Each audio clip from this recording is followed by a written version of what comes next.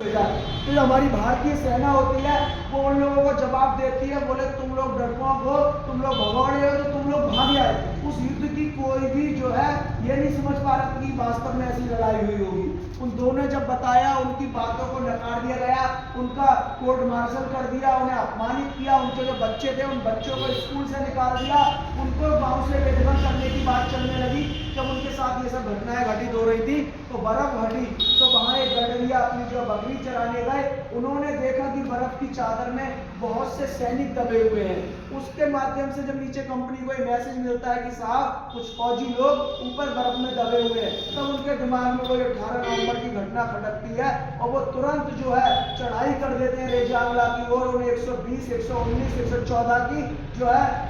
जो उन्होंने लड़ाई लड़ी, उस लड़ाई के बाद जो हमारे शहीद हुए उन सबकी तलाश में जब देखते हैं, वो बताते हैं कि जितने हमारे भारतीय सैनिक थे उनका इस तरह से युद्ध से जुड़ा था कि उनकी जो उंगली थी बंदूक के ट्रिगर पे थी, आंखें खुली हुई थी, सबका सीना सामने की ओर, और उनकी उंगलियां इस तरह से जकड़ी हुई थी कि उंगलियां उनकी काट कर तब उनके हाथ से बंदूक छुड़ाई गई। तो आज हम उन सबकी लड़ाई लड़ने के लिए गांव-गांव पहुंच रहे हैं, आप सबको बताने का लिए प्रयास कर रहे हैं कि हमारी जो कौम ने शहादत हुई है, आज हम युवा उस लड़ाई को नहीं लड़ेंगे तो आने वाले भविष्य में भी हम सबको भुला दिया जाएगा। 18 नवंबर 1962 के बाद लता मंगेशकर का एक गाना आता है मेरे वतन के लोगों, ये गाना आता है 26 जनवरी 1963 को, और आज हम युवाओं को, यादव समाज के युवाओं को अपनी लड़ाई इसलिए भी लड़नी होगी।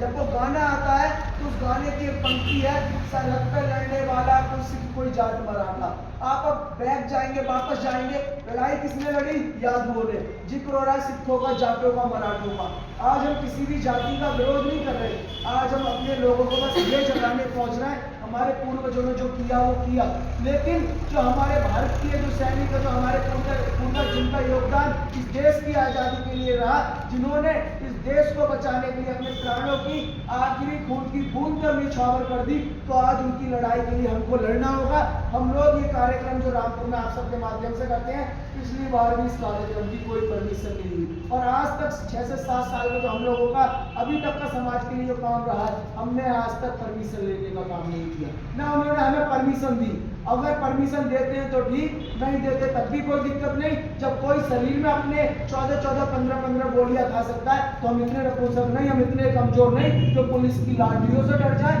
जो हम उनकी मनमानी से डर जाए। तो आज आपके बिसौली इसीलिए पहुंचे हैं, मेरा लगाव यहाँ से लगातार है, जुड़ाव यहाँ से लगातार है, और आपके लगभग 15 से 20 से 30 गाँव में लगातार हम लोग पहुंचे भी हैं। तो आज आप इतनी संख्या में बैठे हैं, आप सभी से यही विनती करने आए हैं। अभी पैम्पलेट भी दे देंगे, आप कहीं भी पहुंचे तो आप उन लोगों से ये विनती जरूर करें कि आप 18 नवंबर को रामपुर चलिए। जो सुनील यादव आपके यहाँ लगातार पहुंच रहा है, आप सभी से वही विनती करने आया है कि अगर आप अपना समय निकाल कर 18 नवंबर को समय सुबह 10 बजे अगर वहां रायपुर में पहुंच जाएंगे तो उस रायपुर से फिर